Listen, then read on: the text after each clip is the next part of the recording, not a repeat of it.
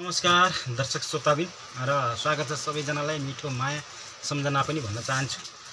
आज चाहिँ मैले एउटा चाहिँ तिहारको लागि स्पेशली गिफ्ट भनौँ अथवा चाहिँ यो म्युजिक पियानो किबोर्ड मगाएको थिएँ एमाजोनबाट। आज म त्यो अनबक्सिङ गर्दैछु र तपाईहरुलाई पुरै देखाउने छु। अब चाहिँ यो मैले यहाँबाट खोलिसकेको छु साथीहरु। अब चाहिँ खोलिसकेपछि म तपाईलाई पुरै देखाउने प्रयास गर्ने छु है। हेर्नु होला। अब यस्तो मजाले प्याकिङ भएर आएको छ। सट्टै ब्याग पनि छ साथीहरु, ब्याग पनि मिलिरहेको छ। बाहिर चाहिँ झ्यामझ्याम्ती पानी परिरहेको छ। त्यसो अब यो ब्याग टन्न यस्तो राम्रो छ। ब्याग हेर्न सक्नुहुन्छ। यस्तो छ के ब्याग हैन। अलि नजिक भएर तपाईले देख्न सक्नु भएन क्या। अब म यसलाई अनबक्सिङ गर्दै छु। यसको चाहिँ टक्क पारेर चाहिँ म अब खोल्छु यसरी। यसको चाहिँ अब खोले है साथीहरु। टक्क खोलेर यसको साउन्ड कस्तो छ, यसमा चाहिँ के पाइन्छ भने वाउ भेरी नाइस। यस्तो छ साथीहरु। देख्नुभयो यस्तो ट्याक्कै चाहिँ यस्तो बक्समा प्याकिङ भएर आएको छ। म तपाईलाई देखाउन सक्छु। जम्मै फाइनली म निकाल्दैछु बाहिर। यो चाहिँ प्याकिङ भएर आएको छ।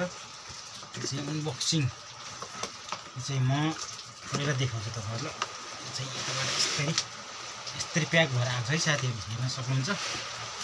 झ्याम्मै यस्तो प्याक भएर आएको छ है। यस्तरी प्याक भएर आएको छ। अब चाहिँ फेरि यसको भित्र अर्को छ।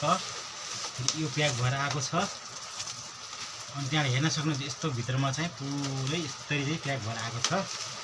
यो चाहिँ बबल पेपरमा झ्याम्म निकाल्दिएँ मैले। फाइनली देख्न सक्नुहुन्छ पियानो आइपुगेको छ। तिहारमा झ्याम्की झ्याम बजाउनको लागि यति हेर्न सक्नुहुन्छ साथीहरु।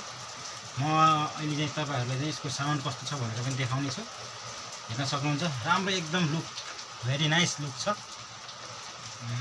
सस्तो पनि छ यो, धेरै महँगो पनि छैन। बिग फोन भन्ने चाहिँ माथि छ। यसको साउन्ड मास्टर भनेर चाहिँ लेखेको छ। हेर्न सक्नुहुन्छ। अब चाहिँ यो कसरी चल्छ त भन्ने विषयमा चाहिँ यो कसरी सेल लाग्यो रहेछ यसमा हैन। कति सेल लाग्छ यसमा चाहिँ फेरि हेर्नुपर्छ साथीहरु।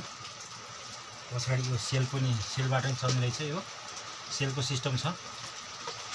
अनि चाहिँ यो बिजुली चार्जिङबाट पनि चल्छ। यहाँ चाहिँ चार्जिङ पोइन्ट दिएको छ।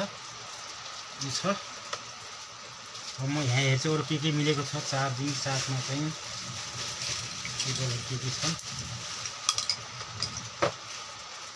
यो चाहिँ यो माइक सानो माइक पनि छ ट्याक्कै। यो माइक पनि तपाईले माइकबाट गिराउन सक्नुहुन्छ। अनि त्यहाँबाट चार्जिङ केबल चाहिँ यो चाहिँ चार्जिङ केबल है। चार्जिङ केबल भरि अलि छोटो रहेछ। तपाईको आफ्नो मोबाइलको चार्जिङ केबल पनि लाउन सक्नुहुन्छ अथवा चाहिँ एउटा अलि लामो केबल किनेर पनि तपाईले युज गर्न सक्नुहुन्छ। यो अलि छोटो मिल्ने रहेछ यसको साथमा। के रहेछ थाहा भएन। सानो टुक्रो छ यो।